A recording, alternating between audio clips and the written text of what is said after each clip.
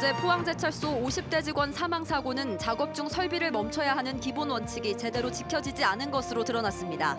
안전을 위해 작업 중지권이 있지만 노조는 현장에서 유명무실한 제도라고 밝혔습니다. 포스코 직원의 폐섬유증에 대해 이달 초 첫 산재 인정이 이루어진 이후 포스코 코크스 공장에서 일하다 폐암에 걸린 직원도 업무상 질병으로 인정받았습니다. 여러분 안녕하십니까? 포항 MBC 뉴스입니다.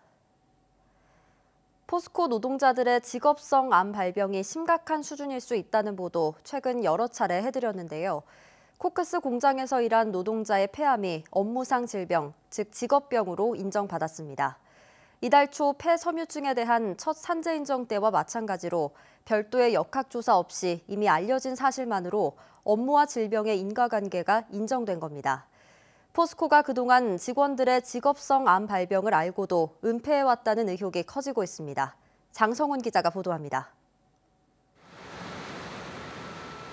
포항제철소와 광양제철소의 코크스 공장에서 35년을 근무한 61살 김모 씨는 2016년 폐암 확진을 받고 이듬해 회사를 그만뒀습니다. 열악한 작업 환경 탓일 것이라고 의심은 했지만 거대 기업 포스코를 상대로 한 산재 신청은 엄두를 내지 못했습니다. 일만동 은폐된 곳에 있어서는 거의 앞이 좀 부여할 정도로 그 분진이 많이 나는 것도 있고 튀긴다는 생각을 전혀 안 했기 때문에 그냥 포기한 거죠. 지난해 말 포항 MBC 다큐멘터리 그 쇳물 쓰지 마라를 통해 포스코의 직업병 문제가 세상에 드러나면서 김 씨는 집단 산재 신청에 동참했고 불과 석 달 만에 산재로 인정받았습니다. 근로복지공단은 국제암연구소의 보고서를 근거로 발암물질인 코크스가스와 결정형 유리규산 분진 등에 장기간 노출됐고 노출 수준이 암 발생에 충분한 양과 기간이어서 업무와의 인과관계가 인정된다고 밝혔습니다. 이달 초 코크스 공정 근무자의 폐섬유증을 업무성 질환으로 인정할 때와 마찬가지로 별도의 역학조사 없이도 이미 알려진 사실만으로 인과관계를 인정한 겁니다. 전문가들은 제철 산업이 가진 직업성 암의 위험성을 감안할 때 국내 최대 규모의 포스코에서 폐암 산재가 최근 20년 동안 2명에 불과했던 건 상식적으로 납득하기 힘들다고 지적합니다. 제철 산업에는 폐암을 포함한 각종 직업성 암을 유발하는 유해물질이 발생하는 공정이 필수적으로 존재하고 과거 작업 환경이 열악했다는 점은 이미 여러 연구로 명확히 알려진 사실입니다. 포스코의 폐쇄적인 기업 문화 및 배타적 노무 관리가 사실상 산재 은폐로 이어진 것이 아닌가라고 생각할 수밖에 없습니다. 산재 심사 과정에서 포스코 측은 작업 환경 기준을 준수했으며 근무 환경 탓이 아니라 개인의 생활 습관이나 유전적 요인의 가능성이 크다고 추정한 걸로 알려졌습니다.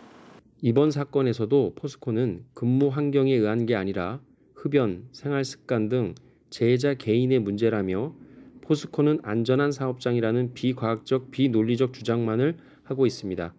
하루빨리 작업 환경의 문제임을 인정하고 포스코에서는 현재 폐암 5명과 폐질환 4명, 루게릭병 3명 등 모두 14명의 퇴직 노동자들이 업무성 질환으로 인한 집단 산재 신청을 진행 중입니다. 포스코는 이번 폐암 산재와 관련해 판정 이유와 근거를 종합적으로 판단해 동일한 질병 예방과 작업 환경 개선을 위한 대책을 수립하겠다고 밝혔습니다. MBC 뉴스 장성훈입니다. 어제 포항제철소에서 발생한 하청업체 직원 사망 사고는 정비 작업 중 설비를 세워야 하는 기본적인 원칙이 지켜지지 않아 발생했는데요. 이렇게 설비가 멈추지 않아 위험할 경우 노동자에게 작업 중지권이 있지만 현장 노동자들은 실제 실행되기까지는 매우 어렵다고 지적했습니다. 장미쁨 기자가 보도합니다. 포스코 포항제철소에서 숨진 56살 엄모 씨. 하청업체 소속인 엄 씨는 석회가루를 담은 거대한 원통형 설비 로타리 킬른의 하단에서 볼트를 해체하던 중이었습니다. 특히 이 설비는 가동을 멈출 경우 내부에 석회가 고착되기 때문에 정기 검사를 제외하고는 상시로 가동하는 설비로 밝혀졌습니다. 고용노동부는 정비 작업을 하면서 운전 정지를 하지 않은 것이 주요 사고 원인이라고 지적했습니다. 노조는 포스코가 작업 이윤을 극대화하려 하는 한 정비나 점검 시 모든 기계가 정지돼 있어야 한다는 기본 원칙은 지켜질 수 없다고 지적합니다. 어떤 노동자도 포스코의 지시나 허락 없이 작업을 중단하거나 생산량을 조절할 수 없습니다. 포스코 자본의 이윤 극대화를 위해 불법과 편법으로 만들어진 또 제철소에서 일하다 보면 작동하는 기계를 정지시키지 못한 채 수리를 해야 하는 상황이 자주 발생한다고 설명합니다. 서로 관련돼 있는 공정들이 많아서 수리 때마다 작업 관리자에게 일일이 작업 정지를 요청하기는 현실적으로 매우 어렵다고 밝혔습니다. 세우면 어쨌든 후공정이라든지 모든 라인이 다 서버리는 그런 거기 때문에 최대한 안 세우고 작업을 하려는 게 포스코의 기조인 것 같습니다. 포스코는 현재 모든 작업자들에게 작업 중지권을 부여하고 있다고 밝혔지만 노조는 작업 중지권은 서류에서나 존재할 뿐 현장에서는 유명무실하다고 지적합니다. 현장에서는 계속 돌아가는 일단 작업 패턴에 따라 가지고 개인이 혼자 세우기는 좀 부담스러운 상황인 거죠. 그 위에 또 보고가 올라가야 되고. 포스코는 최근 한 달 동안 작업 중지권을 통해 30건에서 40건의 작업에 대해 위험 개선 조치가 이루어졌다고 해명했습니다. MBC 뉴스 장미쁨입니다. 대구 경북 행정통합이 이미 짜인 일정에 따라 일방적으로 추진되고 있다는 반발이 시도의회에서 잇따라 나오고 있습니다. 주민들은 관심이 없는데 공론화위원회를 통해 통합의 장점만 부각하며 여론몰이식으로 흐르고 있다는 겁니다. 조재한 기자가 보도합니다. 대구시의회 본회의에서 대구 경북 행정통합 추진 과정에 대한 반발이 터져나왔습니다. 행정통합 공론화위원회가 내년 7월로 시한을 정한 채 장밋빛 전망만 내세우고 있다는 겁니다.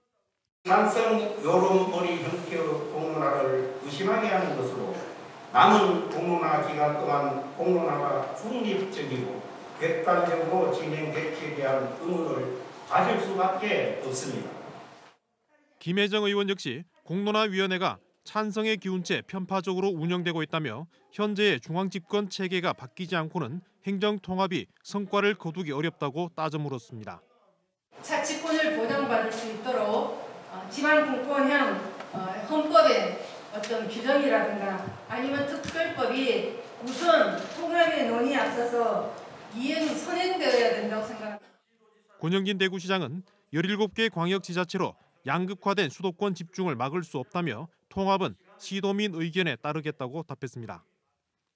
최종적으로는 주민투표를 통해 시도민들이 스스로 결정해야 한다는 점에서 이러한 기회를 시도민들에게 드리기 위해 공론화위원회를 구성하였고 시도지사는 공론화위원회의 결론을 존중하게 될 것입니다. 경북도의회에서도 4차례 실시한 대토론의 참여자는 온라인을 포함해 시도민의 0.01%인 652명에 불과하고 통합하더라도 중앙정부로부터 재정 특례를 기대하기 어렵다는 지적을 받았습니다. 대구 경북 통합 신공한 특별법을 제정하기 위해 이웃이 장에 간다고 하니까 걸음지고 장에 갔다가 닭줬던 게 지붕 쳐다본 꼴이 되어버린 경상북도와 대구시의 기막힌 정치력에 비추어볼 때 법률 개정과 재정 특례 적용은 기대 난망입니다. 대구 경북이 하나로 합치게 되면 어떤 점들이 달라질지 제대로 된 정보 제공 없이 논란만 커지는 가운데 행정통합 시기는 정해진 일정에 따라 흘러가고 있습니다. MBC 뉴스 조재한입니다. 포항에서 오늘 코로나19 확진자 3명이 발생하면서 지역의 누적 확진자는 504명으로 늘었습니다. 포항 503번 확진자는 493번 확진자의 접촉자로 자가격리 중 검사에서 확진됐습니다. 504번, 505번 확진자는 그제 확진 판정을 받은 502번 확진자의 접촉자로 방역당국은 이들에 대해 역학조사를 하고 있습니다. 경북에서는 지금까지 코로나19 백신 1분기 대상자 중 34,227명이 1차 접종을 마치면서 접종률 78.9%를 기록하고 있습니다. 이상 반응은 하루 동안 10건이 더 늘어 지금까지 555건 발생했습니다. 4월부터 2분기 접종 대상자 중 75살 이상과 노인복지시설 입소 종사자가 화이자 백신을 맞을 예방접종센터는 안동과 포항 등 5곳에 4월 1일까지 설치되고 영주와 문경, 의성 등 9곳은 15일까지, 나머지는 5월까지 설치될 예정입니다. 오늘 0시 기준 경북의 신규 확진자는 상주에서 자가격리자가 확진 판정을 받는 등 모두 4명이 발생했습니다.